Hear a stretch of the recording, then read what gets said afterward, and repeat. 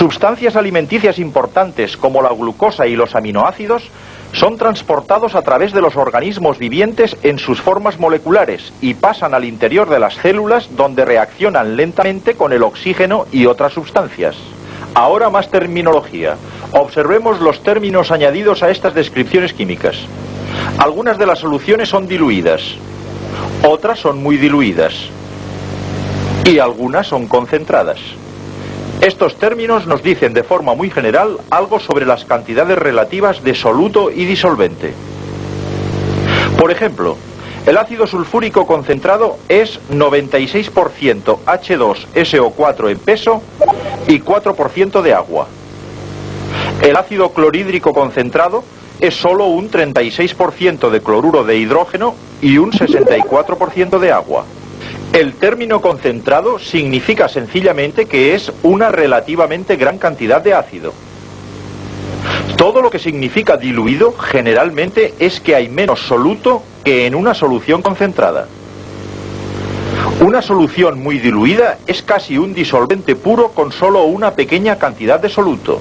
Una forma de hablar con mayor precisión sobre la concentración de una solución es utilizando el concepto de molaridad.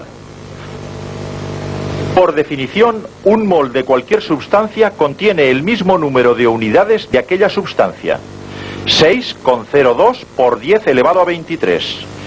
En un mol de carbono, el número de átomos es de 6,02 por 10 elevado a 23.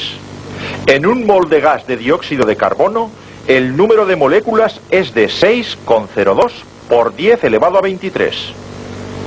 Un mol de cloruro de sodio contiene 6,02 por 10 elevado a 23 iones de sodio y el mismo número de iones de cloro.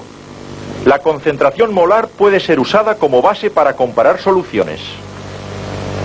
Los moles de soluto por litro de solución indican la molaridad de una solución. Cuanto mayor sea la molaridad, más concentrada es una solución, ya que contiene más partículas de soluto por unidad de volumen. Cuantas más partículas de soluto haya en una reacción, más reacciones individuales pueden ocurrir en el mismo volumen. Son estas partículas del soluto las que también afectan a las propiedades del disolvente. El agua, por ejemplo, se hiela a 0 grados centígrados. Cuando las moléculas de agua pierden energía, se organizan dentro de una estructura cristalina ordenada, el hielo. Pero las partículas que forman una solución interfieren en este proceso de cristalización. El efecto es que la solución se congela a una temperatura inferior que la de congelación del disolvente. Un soluto sólido como la sal tiene el efecto opuesto sobre el punto de ebullición de un disolvente. Esto es agua pura y esta es una solución salina. Ambas están a la misma temperatura. Aún así, el agua está hirviendo, pero la solución no. El punto de ebullición de la solución es más alto. La solución tendrá que absorber más energía antes de que pueda hervir. Por consiguiente, la adición de un soluto a un disolvente cambia sus propiedades.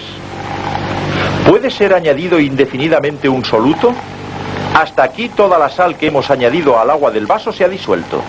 Pero mientras la sal entra en solución, algunos iones de sodio y de cloruro continúan saliendo de la solución. Están recristalizándose. Puesto que la velocidad de entrada de iones en la solución es mayor que la velocidad de recristalización de los iones, la concentración de la solución salina continúa aumentando.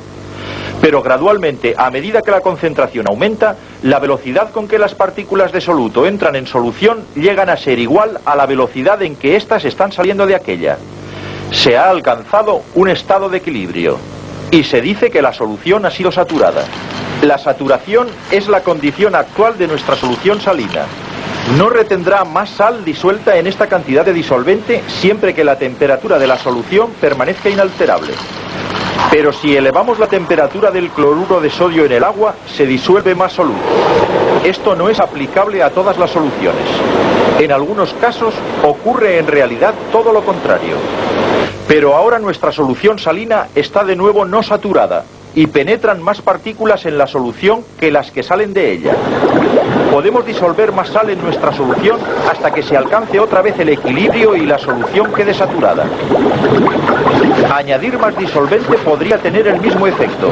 Cuanta más agua, más sal podemos disolver en ella, hasta alcanzar la saturación. Pero bajo ciertas condiciones es posible llegar más allá de la saturación. Esta es la situación de esta solución de tiosulfato de sodio. Está sobresaturada. Hay más partículas de soluto en ella de las que una solución saturada puede contener con estabilidad. Pero las partículas son incapaces de adoptar la ordenación cristalina de su sólido. Necesitan algunas partículas, incluso una mota de polvo, para empezar a cristalizar, pero no hay ninguna. Ahora observemos. Un diminuto cristal del soluto proporciona una especie de cebador para empezar la cristalización. El exceso de soluto puede cristalizar y la solución puede volver a un equilibrio saturado.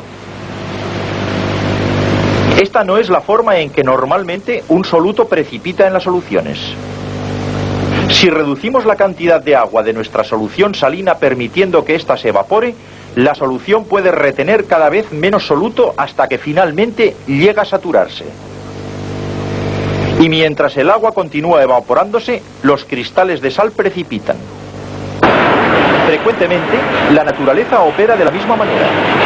Esto es sal en una gran mina subterránea, dejada tras de sí por un mar prehistórico que se secó. El azúcar puro se produce comercialmente por un proceso de evaporación que separa el azúcar cristalizado del agua en un almíbar. Desgraciadamente, en la naturaleza no todas las sustancias son fácilmente solubles en agua. El petróleo, por ejemplo.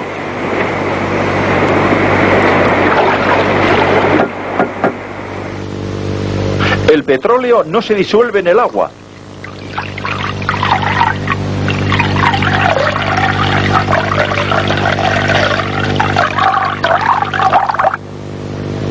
Y tampoco se disuelve el tetracloruro de carbono.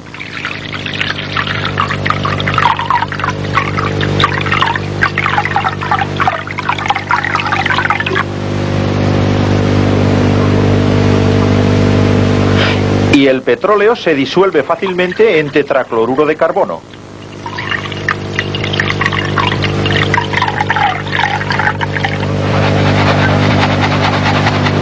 Por otra parte, la sal, que sabemos que se disuelve fácilmente en el agua, no se disuelve de forma significativa ni en el petróleo ni en el tetracloruro de carbono. He aquí por qué. Recordemos que el agua es una molécula polar con un lado positivo y otro lado negativo. La sal es un electrolito, un sólido formado por iones positivos y negativos. La sal se disuelve por la atracción entre los iones de sal y las moléculas del agua.